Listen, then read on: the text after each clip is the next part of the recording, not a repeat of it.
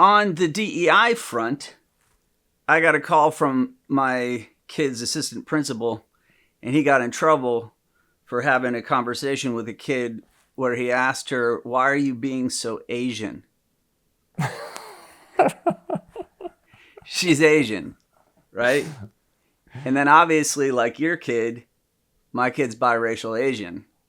And so, like, the first letter I got from this assistant principal said that it was a racial slur.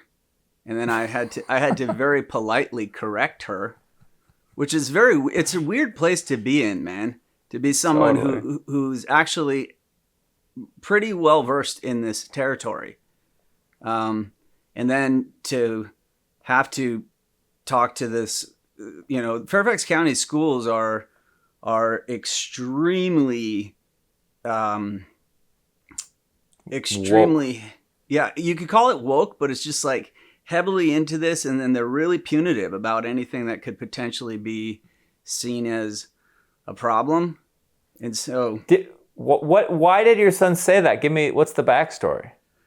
I couldn't get the real backstory. Him and his friends. Did you ask him? Yeah, him and his friends just say crazy stuff constantly. They're experimenting. Right. He's 13 years old, right? And so I'm sure what he was saying is she was doing something that was Asian, like that represented her culture. And then he said, why are you doing that?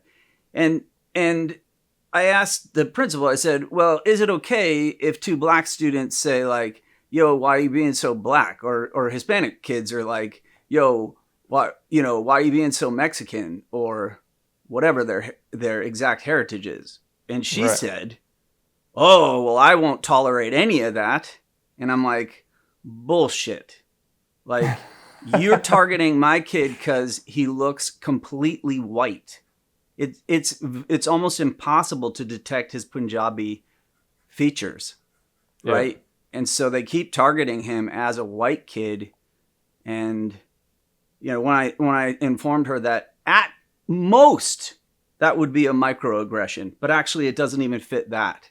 And so she wrote back she called me because she didn't want to put it in writing, and she apologized and changed the code and wrote a new letter, and like, because they were putting it in his school record as like, wow, he rips out racial slurs. Jesus, man. Because everybody knows what a real racial slur is, right? They don't like those on YouTube. Otherwise, I would rattle off a fucking list of them.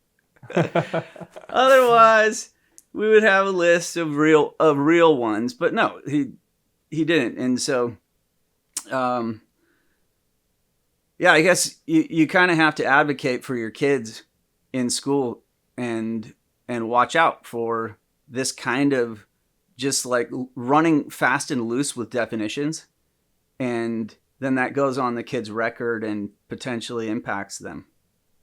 Yeah.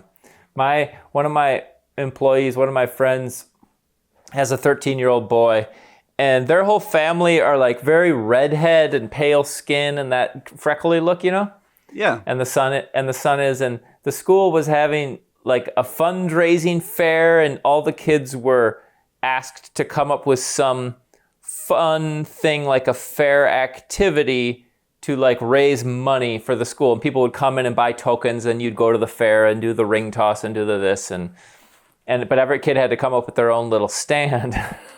And so her son, this 13-year-old redhead kid, brought his like super soaker squirt gun, and he set up his stand, and it was like 1 token to shoot a ginger.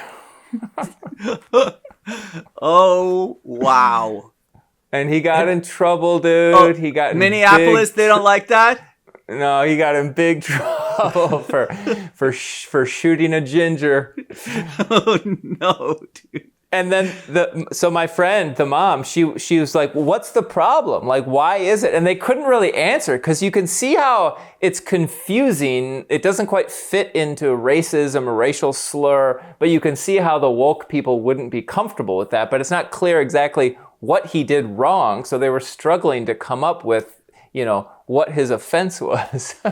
His technical offense was again, a microaggression against himself. Right.